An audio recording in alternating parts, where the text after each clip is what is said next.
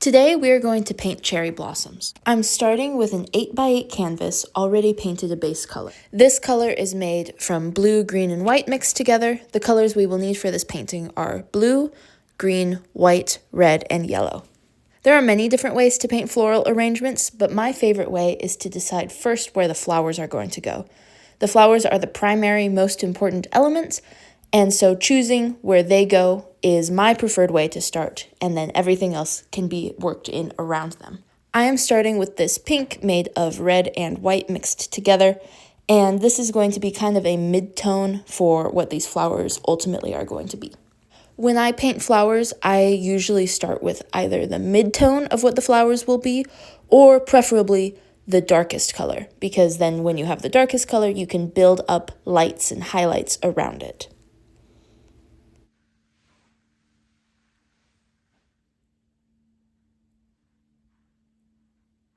I've decided that it's going to be a yellow vase for this, though because I'm painting it thinly onto a blue background, it's going to wind up looking a little bit green.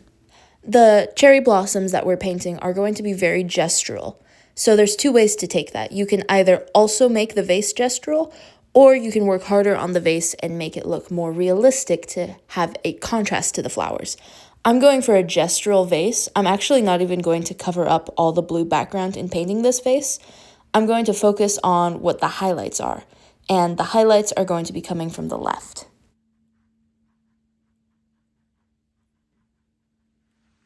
Now I'm going to add in the table. This is going to be a blue and green. This is straight blue and green, unmixed with white. Remember, our background is blue and green mixed with white, and so we have this kind of coordinating color here on the table by using the same two colors.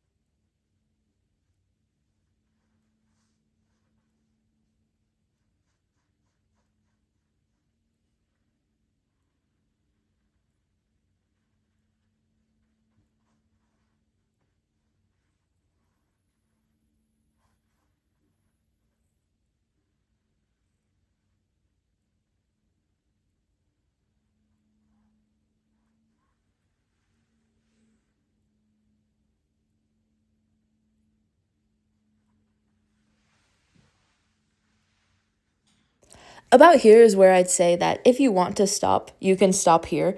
This would be a great abstract piece. However, you could continue on like I'm doing. I'm using actually the same color as the table to make these stems. It's a greenish color and it ties in. Now we're going to finish the flowers, finish where we started. I'm going to go with the reds, which is going to be my darkest tone in these flowers.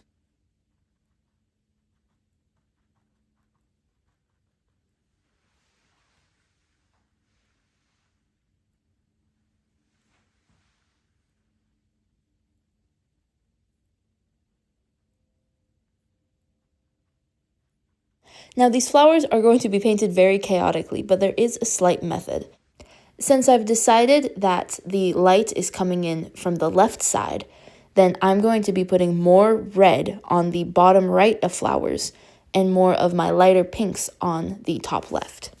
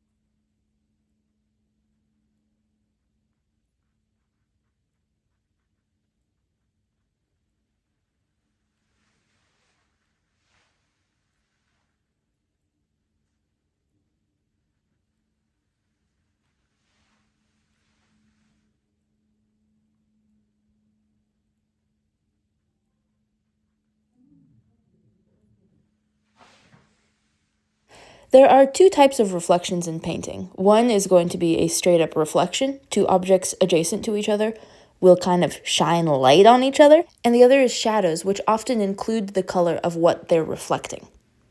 I'm doing kind of both of this. Remember, the light is coming from the left-hand side, so the shadow is going to be on the right-hand side, but there's also going to be some reflection on the left-hand side.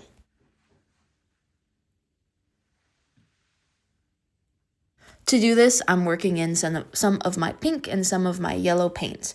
Now, the paint for our table has probably dried by this point, but if it hasn't, you can just straight up work it in. If it has, then you can either work in your yellow and pink paint very lightly and carefully onto the dry paint, or you can add some more of your table paint to kind of, reinvigorate it.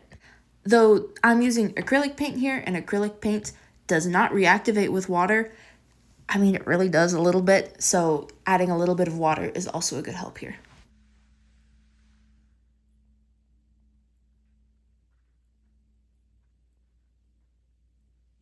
Same principles used in this little painting can also be applied to bigger paintings. And there we have it. If you learned something today, please comment or subscribe. I really appreciate it.